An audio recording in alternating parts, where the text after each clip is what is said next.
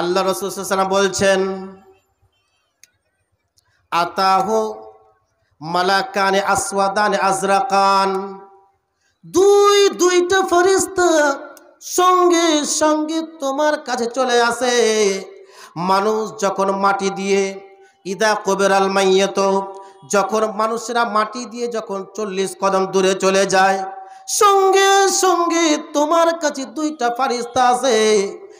একটা ফেরেশতার চোখ হবে নীল রঙের, নীল আকারের। বন্ধুরে আমার, ওই দুইটা ফেরেশতা এসে তোমাকে প্রথম প্রশ্ন জিজ্ঞেস করে, মার রব্বুক, তোমার রবকে। আচ্ছা, যে তিনটা প্রশ্ন কবরে তোমাকে জিজ্ঞেস করা হবে, ওই প্রশ্নটি আমি জানি, সবাই জানে। আজকে জালসা শোনার পরে আপনারা শিখে নেবেন, মুখস্থি করে নেবেন। আপনি নামাজ পড়বেন না, কবরে গিয়ে উত্তর দিতে পারবেন? যদি আপনার আমল ভালো না থাকে দিতে পারবেন? পারবেন না।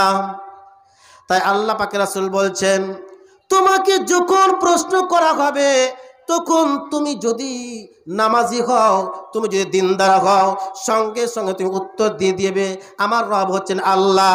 দ্বিতীয় প্রশ্ন করবে, মা দিন, তোমার দিন কি ছিল, তোমার ধর্ম কি ছিল, তুমি কি করেছো, বান্দারে তুমি নামাজ পড়েছো কি পড়নি, তুমি দিনের কাজ করেছো না করনি।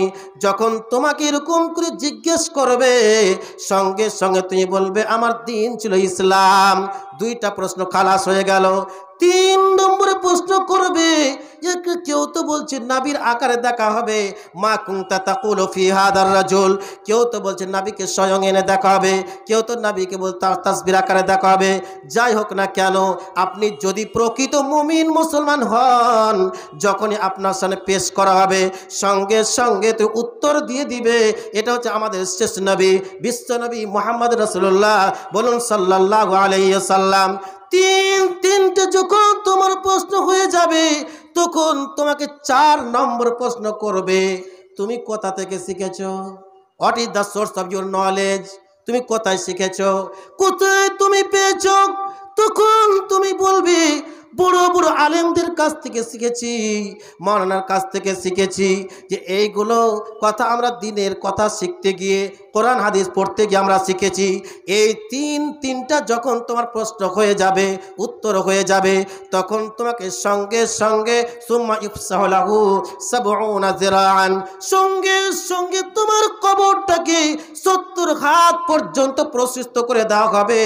আজ বন্ধুরে আমার, যখন আমরা কোনো মাইয়াতকে যখন কাফন দিই, যখন দাফন করে দিই, আমরা কবরটা দিকে তাকাই আর ভাবি, হায় রে আল্লাহ, কেমন করে কবরে থাকবে, কি করবে, উঠাবার তো জায়গা থাকে না, বসাবার তো জায়গা থাকে না, তার এই কবরে কেমন করে দুইটা ফেরেশতা থাকবে, আর ওই যে লাশটা আছে, লাশটা কেমন করে উঠিয়ে বসাবে।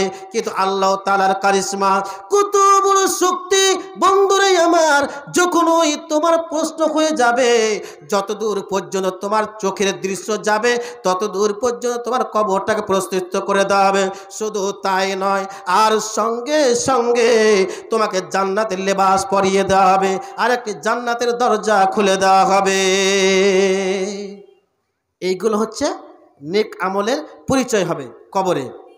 এবার যদি আমল ভালো না হয়, যদি জাহান্নামী ব্যক্তি হয়, কি হবে? তিনটা যখন প্রশ্ন করবে, উত্তর যখন হবে না, প্রথম নম্বরে তোমার আযাব হবে কি? মাটিকে বলা হবে ইউকালু লিল আরদিল তাইমি, মাটিকে বলা হবে তুমি এক অপর দিকে তুমি চেপে দাও। এদিকের মাটিকে এদিকে করা হবে, ডান দিকের মাটিকে বাঁ দিকে করা হবে, বাঁ দিকের মাটিকে আবার ডান দিকে করা হবে। যখন এরকম করা হবে, ফাতাখতালিফা আযলাউহু, তখন তোমার এই গর্দনটা এমন করে পিষে দেবে। বন্ধুরে আমার, একটা পাহাড়কে যদি, দুইটা পাহাড়ের মধ্যখানে যদি ফাঁকা থাকে, আর আমরা পাহাড় বাদ দিয়ে দেন, মায়েরা বোনেরা, যখন যাতাতে যখন গম পিছানো হয়, গমকে যখন এক মুঠ গম দিয়ে দেয় যাতাতে, জাতার চাকিতে যখন গমটা পড়ে গেল, গমটা ছিল দানা, কিন্তু জাতে দেওয়ার সঙ্গে সঙ্গে আটা হয়ে গেল, সে ধুলো হয়ে গেল। ওই রকম করে তোমার এই বাদানটা, তোমার এই গর্দনটা, তোমার এই জিসিমটা, তোমার সোনার দেহটা সঙ্গে সঙ্গে ধুলার মতো হয়ে যাবে। বন্ধুরে আমার, আজ একটা মানুষ যখন ফাঁস লাগিয়ে দেয়, আপনি হয়তো ভাববেন লোকটা মারা গেল, কিন্তু না রে না, দুনিয়া থেকে তার রূহটা বেরিয়ে গেল, কিন্তু লোকটা যে ফাঁসিতে ঝুলতে আছে সেই কষ্টটা বুঝতেই পারছে। বন্ধুরে আমার, কিন্তু সেই কবরে সেই দিন কিন্তু তাকে আর মৃত্যু দেওয়া হবে না, তাকে সেই জিন্দা অবস্থায় থাকবে। বাপরে মারে করে কত আল্লাহ বলবে, কত কি বলবে, বাঁচার জন্য কত ছুটাছুটি করে চেষ্টা করবে, কিন্তু সেই দিন রিহাই পাবে না, রিহাই পাবে না। এরকম করে তোমার আযাব চলতে থাকবে।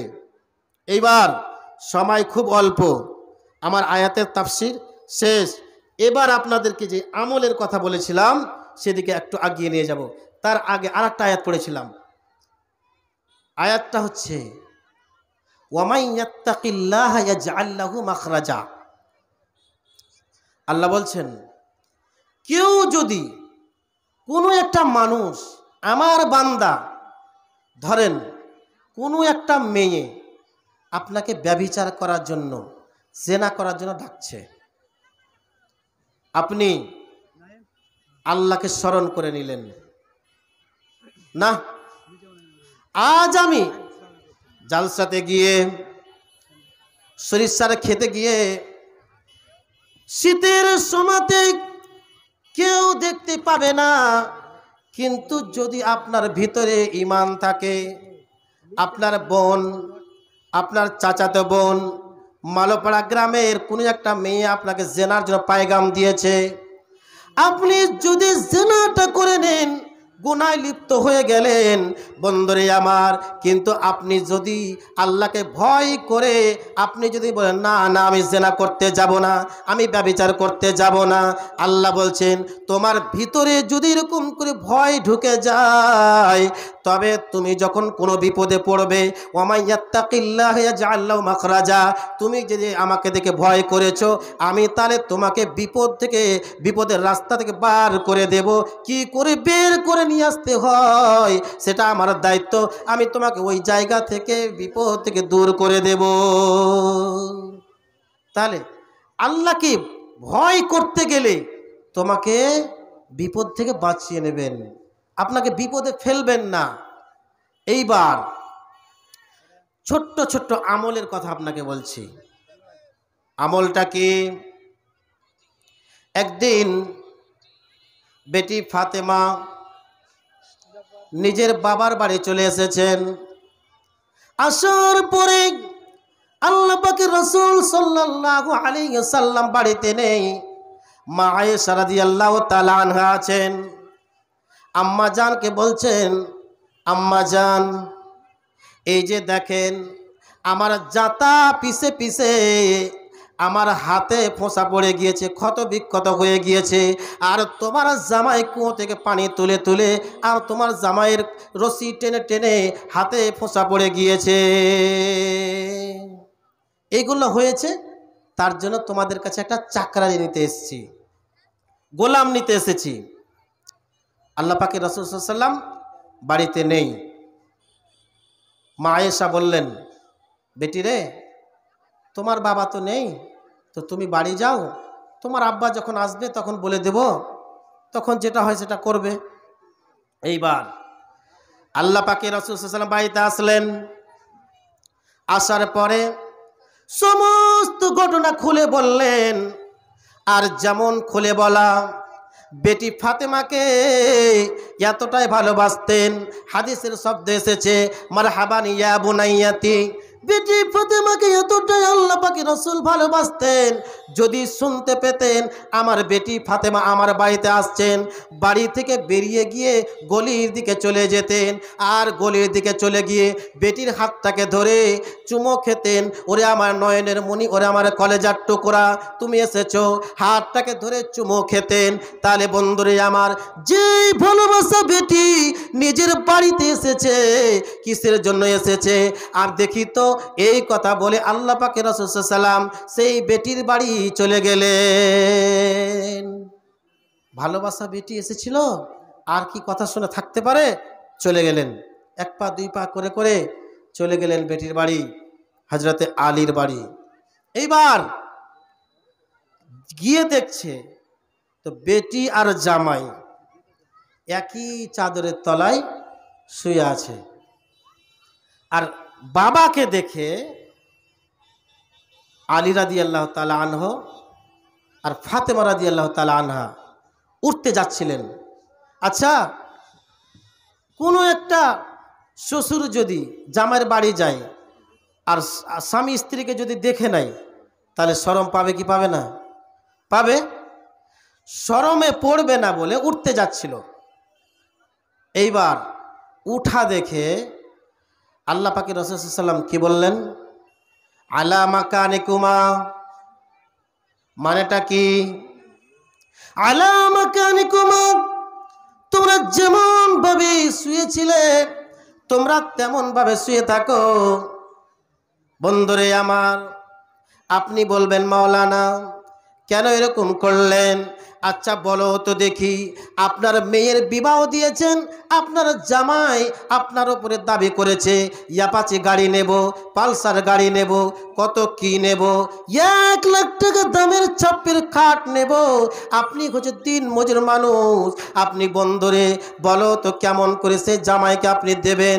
ও তো কসাই, ও তো ডাকু। আপনি যদি দিতে না পারেন তবে আপনার মেয়ের উপরে অত্যাচার করবে, আর যদি এরকম করে অত্যাচার করে তবে তোমাকে ভালো লাগবে না খারাপ লাগবে বলো? ভালো লাগবে? বেটিকে যদি মারে তাহলে কলিজা ফেটে যায়। এই যে আমার কারি সাহেব গল্পটা করে মাঝে মধ্যে, কারি সাহেব বেটিকে যদি কেউ মারে এর চয়ে মনে হয় আর খারাপ লাগবে না। কোনোই সন্তান, শুধু বেটিকে বাদ দিয়ে দেন, কোনোই সন্তানকে কেউ যদি মারে সহ্য করতে পারবে? পারবে না।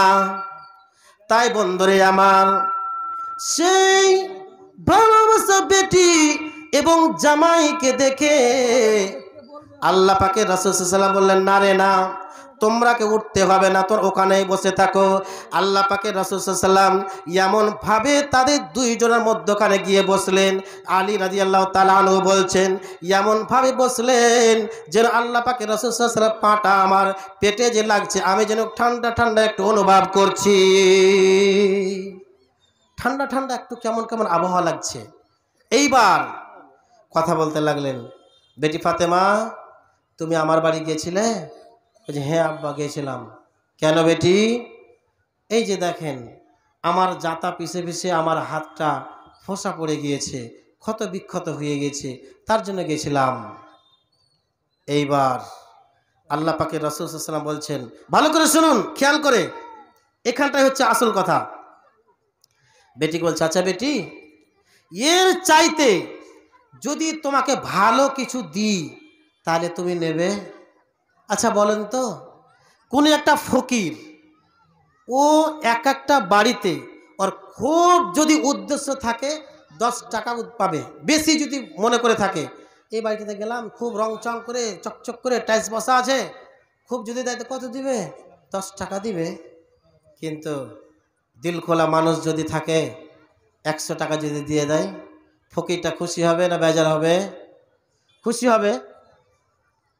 ফাতেমা বলছেন, আব্বা আমি চাইলাম চাকরানি, আর এর চাইতেও তুমি বলছেন যে ভালো কিছু দেব, আপনি বলছেন ভালো কিছু দেব, তো নিব না? অবশ্যই নেব। এইবার আল্লাহ পাকের রাসূল বলতে লাগলেন, বেটি ফাতেমা রে, যখন তোমরা বিছানায় ঘুমাতে যাবে এশারের নামাজের পরে, তখন তোমরা ঘুমাবার আগে বসে বসে তোমরা 33 বার করে সুবহানাল্লাহ, আর 33 বার করে আলহামদুলিল্লাহ, আর 34 বার আল্লাহু আকবার বলে তোমরা ঘুমিয়ে পড়বে। এরকম করে করে তো আমলটা করে দাও। যতই কাজ করো না কেন, তুমি ক্লান্ত হয়ে যাও না কেন, বেটিরে এরকম করে করে তোমার যদি আমলটা জারি থাকে, তুই যতই কাজ করো না কেন তোমার কোনো দিন ক্লান্ত হবে না, খাস্তানা হবে না। এরকম করে করে আমল করতে লাগলেন। বেটি ফাতেমা রাদিয়াল্লাহু তাআলা আনহা বলছেন, আমি যতদিন থেকে এরকম করে আমার আব্বা আমাকে আমলটা শিখিয়ে দিয়েছে, আমি আজ পর্যন্ত করে যাই, আমাকে কোনোদিন আর ক্লান্ত লাগে না। আমি এরকম করে আমলটা করে যাই, কিন্তু আজ করতে পারি? শুইলাম, চলছে মোবাইল, কানে হেডফোন লাগিয়ে নিলাম, চলছে, স্ক্রলিং করছি। ওকে যদি জিজ্ঞেস করা হয় 1 ঘন্টা পরে, আচ্ছা তুমি যে এতক্ষণ মোবাইল খালি ঠেলতেই থাকলে তুমি কি করলে জি? ও কিছু বলতে পারবে না। কেন? খারাপ মনে করিয়েন না। আমি একদিন দেখছি ঠেলছি 1 ঘন্টা পার হয়ে গেল। ভাবছি কি শিখলাম এর কাছ থেকে? কিছুই তো পারলাম না শিখতে। তাহলে আজ মন চাইছে সবসময় ভালো কিছু শুনি, আরো কিছু মনে থেকে ভালো হবে, আরো কিছু ভালো হবে, এই করতে করতে আমাদের চলেই যায়, কিন্তু আমল করতে পারি না, করি না। ছোট্ট ছোট্ট আমল আপনাকে জান্নাতে নিয়ে চলে যাবে। আর একটা আমলের কথা বলছি, তারপরে একটা হাদিস বলেছিলাম, শেষকালে হাদিসটা পড়ে দেব, দিয়ে হঠাৎ করে বক্তব্য থামিয়ে দেব। এইবার হাদিসটা আপনাদেরকে পরিবেশন করছি। একদিন আল্লাহ পাকে রাসূল সাল্লাল্লাহু আলাইহি ওয়াসাল্লাম মসজিদে হাদিস শোনাচ্ছিলেন। হাদিস শোনাতে শোনাতে একটা হাদিস, খুব ছোট্ট হাদিস, হাদিসটা যদি এই জায়গাটাতে লিখিত হয়ে যাবে, এটা যাবে। হাদিসটা কি? মান সাকা ইমরাতাহু ওজরা, মানেটা কি? কেউ যদি তার নিজের স্ত্রীকে 1 গিলাস পানি যদি পান করিয়ে দেয়, তাহলে তাকে উজরা, তাহলে তাকে নেকি দেওয়া হবে, সওয়াব দেওয়া হবে। এই হাদিসটা শুনলেন কে? হাদিসটা একটা সাহাবী শুনলেন। হাদিসটা হচ্ছে শোনার পরে আমল করার চেষ্টা করলেন। ইরবাজ বিন সারিয়া, সাহাবীটার নাম ইরবাজ বিন সারিয়া। হাদিসটা শুনেই তিনি বাড়ি চলে গেলেন, আর বাড়ি গিয়ে মশক থেকে, কলসি থেকে 1 গ্লাস পানি ঢেলে নিলেন। আর ঢেলে নেওয়ার পরে স্ত্রীকে খুঁজছে, স্ত্রী কিন্তু বাড়িতে ছিল না। করে আব্দুল্লাহর মা, কোথায় আছো, কোন দিকে আছো? পর্দার আড়াল থেকে বেরিয়ে আসলেন।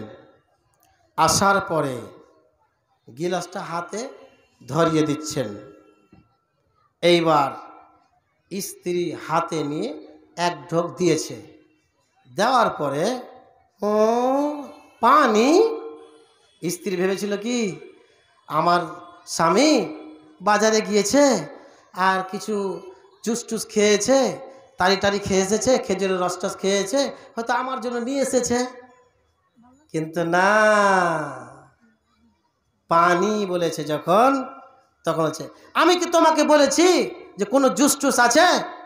হ্যাঁ, আমি তো তোমাকে বলিনি। এইবার স্ত্রী বলতে লাগছেন, স্বামী যান, বলুন তো দেখি, এতদিন ধরে তোমার সাথে সংসার করে যায়, কোনোদিন তো এরকম করে আমার সাথে ব্যবহার করনি, কি ব্যাপার একটু খুলে বলুন। স্বামী বলছেন, ওরে আমার স্ত্রী, ওরে আমার অর্ধাঙ্গিনী, এক্ষুনি আমি নবীর কাছ থেকে শুনে আসলাম, কোনো একটা ব্যক্তি যদি তার নিজের স্ত্রীকে শুধু যদি একটু পানি পান করিয়ে দেয়, নিজের হাতে ধরিয়ে যদি পানিটা পান করিয়ে দেয়, তাহলে তাকে মানসাকা ইমরাতা ওজেরা, তাহলে তাকে নেকি দেওয়া হবে, সওয়াব দেওয়া হবে। বন্ধুরে আমার, যে কিয়ামতের দিন মানুষ শুধু একটা নেকির জন্য তারাই করবে, হায় আল্লাহ আমার কি হবে? ওরে মেয়ের কাছে যাবে মা, বাবার কাছে যাবে বেটা, বেটার কাছে যাবে বাবা, এ করে করে সময় সমস্ত পরিবারকে শেষ করে দিবে, শেষ পর্যন্ত একটা নেকি উদ্ধার করতে পারবে না। বন্ধুরে আমার, তাহলে আজ যদি আমি তোমাকে এক গিলাস পানি পান করিয়ে আমি যদি নেকিটা পাই, তাহলে আমার কিয়ামতের দিন ভালো হবে কি হবে না? তার জন্য আমি আমলটা করলাম।